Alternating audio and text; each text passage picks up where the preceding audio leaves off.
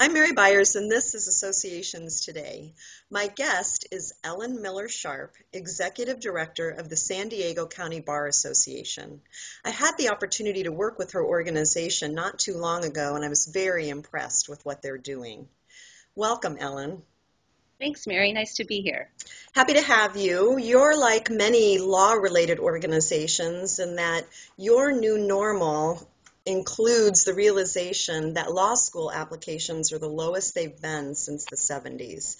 And that's been a wake-up call for many organizations, but also the perfect opportunity to have a conversation about what the future is going to look like and how you can enhance the value proposition of your members. I know that you're moving to some smaller, more interactive education, and why don't we start there with some of the things that you're doing? Tell us a little bit about it. Oh, sure.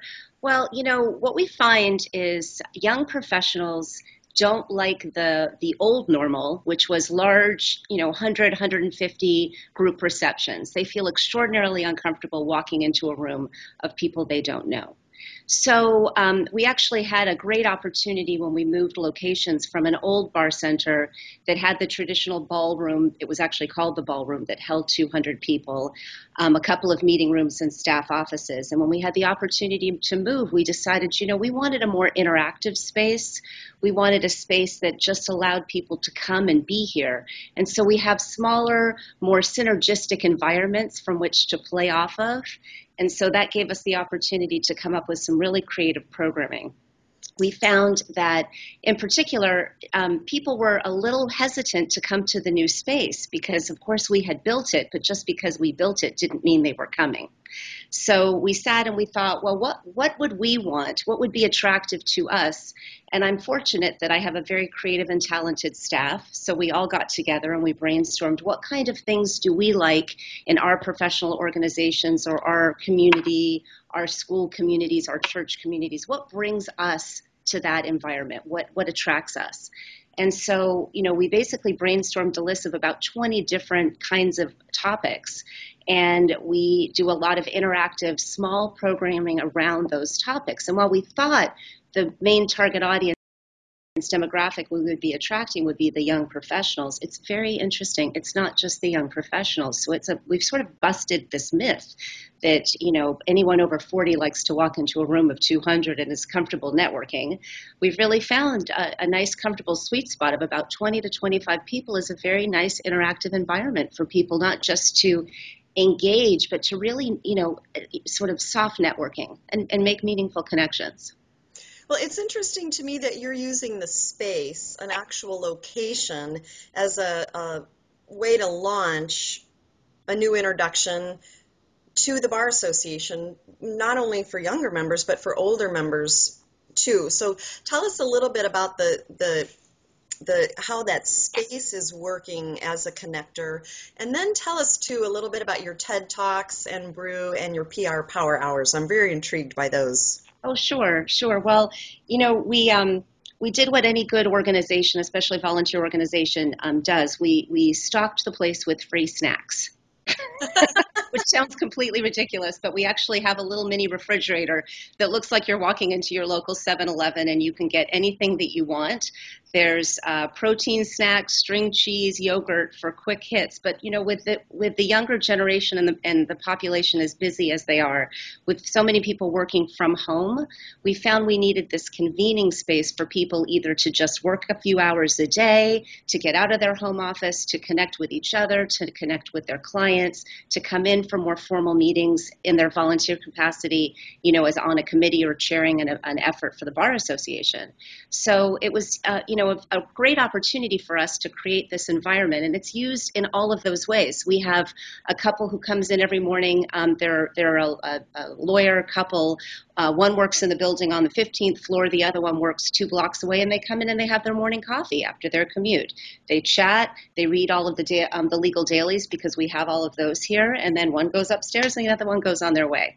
So it's interesting to see the space used in a variety of ways. We have We have a very informal member lounge. I'm just looking out at several members out there sitting there now. Some of them just prefer to work in the very comfortable chairs. We have a shared workroom that accommodates 12 people, and we have some folks who literally work in that space 20 hours a week. We have some folks who only pop in to use the small conference rooms because they're meeting with clients. We have folks who come in because they just want to use the copy machine. We allow them to make free copies here. And while that seems, a little contrary for association execs, well, how are we going to pay for it? It costs me about $6,500 a year. And with 10,000 members, not all 10,000 members are going to come and print, but what an amazing value proposition for them. It shows them that we really understand what their needs are. They want a place where they can connect to Wi-Fi, they need to print, and so we're providing that for them here. Well, you're really making it like a home away from home, and you're being very hospitable, and you're making them feel welcome. And that's certainly all things that associations need to do. Our members need to feel wanted and welcome. Yeah, I think it is a shift for sure. In fact, we have a receptionist area, but the receptionist isn't a receptionist. We call them the member concierge. And the member concierge really facilitates, they come in, they greet, they find out what their practice area is like. So we're trying to simulate an environment like a university club or some high-level professional organization where it's very member-centric, and we're not taking people for granted, and we're not just expecting that we're going to see people as they come in and they leave for a CLE, which is, the typical model certainly for bar associations. You interact with your members when they're here for a CLE. And since that's such a dying proposition in general, we felt we needed to come up with something else that was more relevant for the members today. Well, let's move to your TED Talk brews and your PR Power Hours.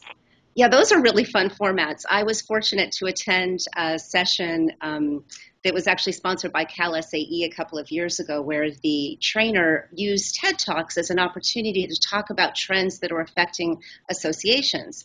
And it was such an interesting format. It was a very safe format. You sit and you watch something that somebody else is presenting. So you're not watching the facilitator. The pressure isn't on me to come up with content. We're neutrally watching something that really had nothing to do with association management, and then we were discussing how it would apply.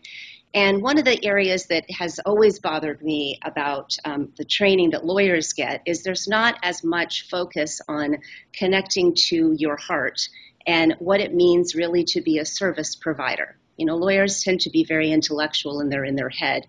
But when you relate to clients, it's a very heart-centered piece of work.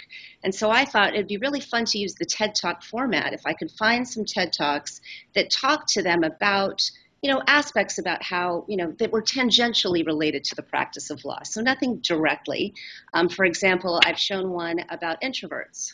Lawyers tend to be extroverted people. And so, and they think, no, this is a mass generalization, but, often you think, if you're not an extrovert as a lawyer, how can you be a good lawyer? So I showed one on introverts and the speaker happened to be a lawyer, and she was talking about the power of introverted personalities and not to misjudge them and mischaracterize them. And that was a wonderful opportunity to talk about to facilitate a discussion about what is that like when you deal with a client who's an introvert? What is it like when you deal with opposing counsel? How does that affect you and how you approach the matter? So it's never directly on point to some aspect of law. I never show one about here's a lawyer talking about X. I always talk about something that will get them into their heart. The reason we attach the brew to it is I wanted people to have a drink. While they were watching the first TED Talk. They tend to be about 15 to 18 minutes. And so I really wanted them to have a drink to sort of just soften their mind and just kind of get into it a little bit and feel more comfortable in the small group in the facilitated discussion that I do. So those have been very popular. We do them about 4 to 6 times a year. And I have groupies now that have come to every TED Talk. So we're sort of building on a body together.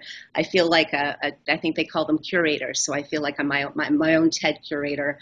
And now I've actually asked some of the groupies if they would take the lead facilitating the TED Talk. So I'm sort of passing it on, and they're excited about it, and it gets them engaged. And the ones that I've chosen are younger, more very progressive thinking attorneys So that gives them a really nice opportunity. And the PR Power Hour is something that our fabulous Director of Communications and Strategy puts together, where they're talking about some aspect of public relations, whether it's how you message, how you talk to the media, how you prepare a press release. In particular, lawyers are trained when asked a question to answer the question. And of course, in associations and how we message to our members, we don't always want to answer the question with the truth. We want to answer the question with the information that we want to position the association with. So those have been very successful as well. But those are just a few examples. We started a gaming one a couple of months ago, where one of my fabulous team members does a lot of gaming. And I think it was Werewolf, a new version of Werewolf came out, and she used that as a platform to convene a group of gamers. And we had pizza and beer and wine, and everybody sat around with their computers just talking about games and exposing each other to games. So we're trying to sort of connect people in a way that has direct impact to their practice, but also just relates to them as people. And that indirectly sort of focuses on the fact that it's really not about us, it's about them. They're people first. Whatever the professions are that we serve, we're just working with people, and it's all about relationships. And so we're just connecting them with them in a different way. Well, and when you bring members together and they feel comfortable with one another, if and when there's a time when you need to rally everybody together, it's much easier to do it because the connections are already in place. And as a member, I can call 10 other members, and those 10 members can call 10 members. So though it's not the reason that you're doing it, there is an added benefit. Let's shift here for just our last question here. In addition to all of the work that you're doing on the member engagement side, you also recently went through a governance overhaul, which was no small task. You worked to get all of your sections to have consistency in terms of their bylaws, and essentially to help each section realize they're part of the whole and that they don't exist in a vacuum. Right. Tell us briefly what you did, and then any advice that you would share with other executives that maybe need to go through the same process themselves. Oh, sure. I don't think we're very different, or that I'm very different from most bars or certainly other associations where your sub-entities are in silos and somehow they've gotten power beyond what the mothership or the board of directors is comfortable with.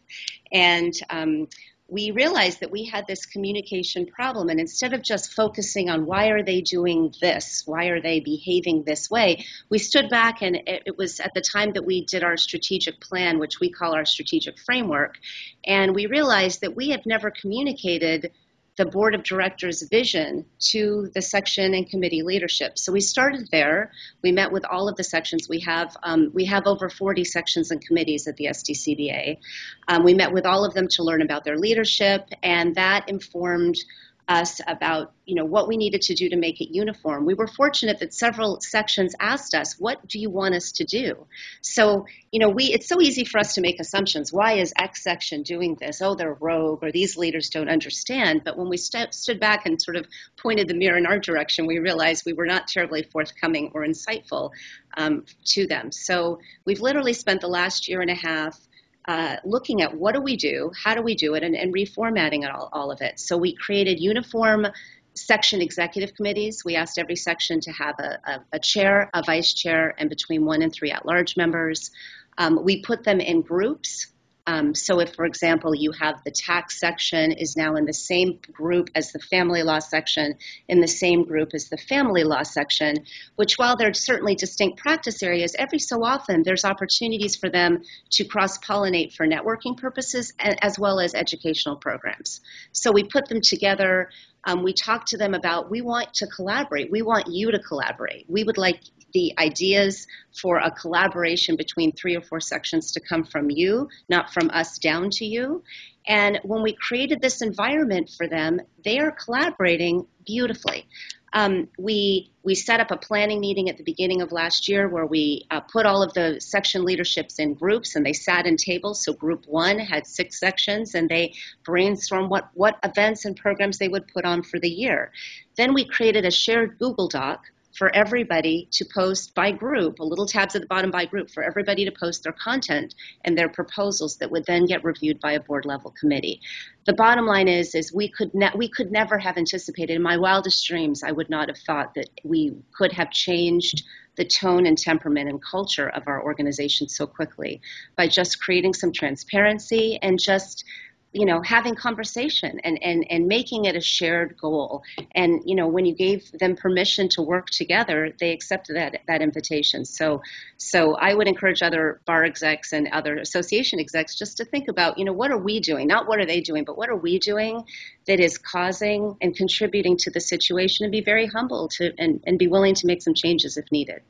You said something really key there, and that's the whole concept of permission giving. Mm-hmm. I believe a lot of my work really is about starting a conversation, but also making it safe and providing permission just to ask, how could we be doing this differently? What could things look like today? And as you've stated, when you bring people together and start asking those questions, often you get a very different outcome. So Absolutely. much appreciate the opportunity to talk with you today. This is Mary Byers of Associations Today, and I'd like to thank my partner, ComPartners. If you need an online learning provider, I recommend you give them a call or look them up online at compartners.com.